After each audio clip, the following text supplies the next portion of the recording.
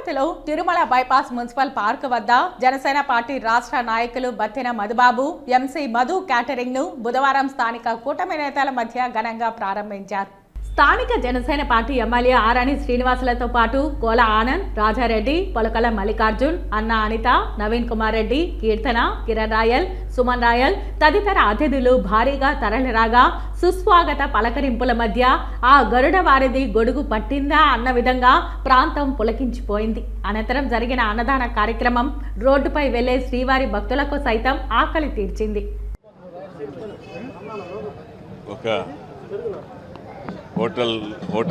హోటల్లో వ్యాపార నిమిత్తంగా మంచి ఆహారాన్ని అందిస్తున్న మధుస్ రెస్టారెంట్ ఎన్నో సంవత్సరాలుగా మంచి ఎక్స్పీరియన్స్ ఉంది. చాలా ఈవెంట్స్ కూడా బల్క్గా కూడా 2000 మందికి, 5000 మందికి, 10,000 మందికి కూడా చేయగలిగే సామర్థ్యం మధుస్ ప్యారడైజ్ యాజమాన్యానికి ఉంది.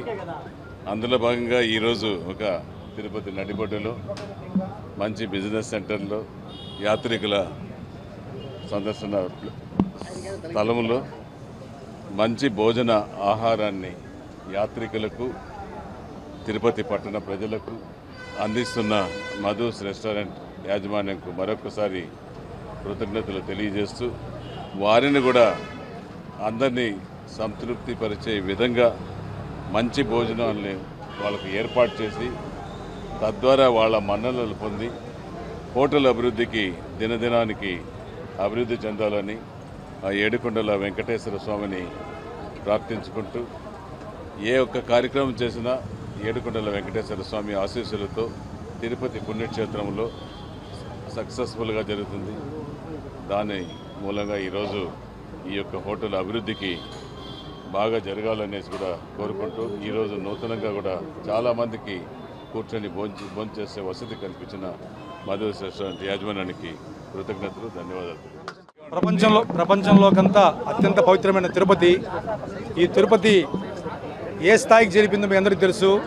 ఆ దేవదేవుడు ఒక నిర్ణయం తీసుకొని ఆ శ్రీనివాసుడు మరో రూపంలో, మా సీనన్న రూపంలో తిరుపతిని కాపాడడానికే వచ్చాడు మా సీనన్న. ఎందుకంటే మాకు చాలా బాధ ఉంది. తిరుపతిలో ఒక పుణ్యక్షేత్రంలో ఎన్ని అన్యాయాలు, ఎన్ని అక్రమాలు జరుగుతున్నాయి.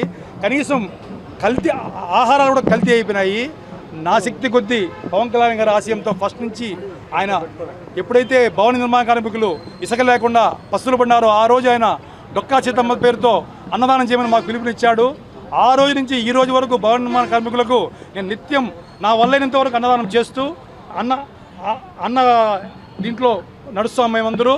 ఈరోజు కూడా అందరూ తృప్తిగా భోంచేయాలని ఈరోజు తొలి ఏకాదశి అందరూ వెజిటేరియన్ పెట్టమన్నారు. కానీ నా మనసు ఒప్పుకోలే. పేదల కోసం ఈరోజు చికెన్ బిర్యానీ పెట్టి అందరూ అన్న చేతితో పెట్టి అందరూ ఈరోజు తృప్తిగా భోంచేసిపోవాలని కోరుకుంటున్నాను. మీకు ఎప్పుడు మీ సదా జన సైనికులు ఎవరైనా కానీ, మా జన సైనికులు కావచ్చు, ఉమ్మడి కుటుంబం వాళ్ళు కావచ్చు, ఎవరైనా సరే ఇది మిమ్మల్ని అతిథులా కాదు, మిమ్మల్ని కస్టమర్లా కాదు, ఒక అతిథులుగా మేము సేవిస్తూ వాళ్ళకి 100% న్యాయం చేస్తాం. Thank you. మామూలుగా భారతదేశంలో భోజనం అంటేనే రుచికి శుచికి మారుపేరు. అలాంటిది తిరుపతిలో మిత్రుడు మధుస్ ప్యారడైజ్. మామూలుగా బిర్యానీ అంటే బావచి హైదరాబాద్ అంటారు. దాన్ని తలదన్నే విధంగా తిరుపతిలో ఈ మధ్యకాలంలో క్యాటరింగ్లు అయితేమి అన్ని విధాల అన్ని శుభకార్యాలకి ఒక మంచి క్యాటర్ ఎవరంటే తిరుపతిలో ఈరోజు మిత్రుడు మధు అని చెప్పి ఎవరైనా చెప్తారు. దాదాపు నేను కూడా అనేక వివాహాలకు వెళ్ళడం జరిగింది. ఎక్కడికి వెళ్ళినా సరే బాగుంది భోజనం ఎవరు చేశారంటే మధు దగ్గర చేసామంటారు.